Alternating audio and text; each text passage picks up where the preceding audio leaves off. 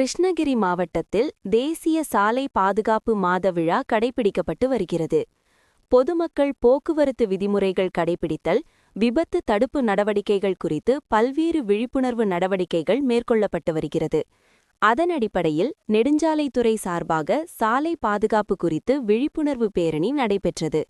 கிருஷ்ணகிரி புதிய பேருந்து நிலையம், அண்ணா சிலை அருகில் நடைபெற்ற இந்த விழிப்புணர்வு பேரணியை மாவட்ட ஆட்சித்தலைவர் தினேஷ்குமார் கொடியசைத்து துவக்கி வைத்தார்.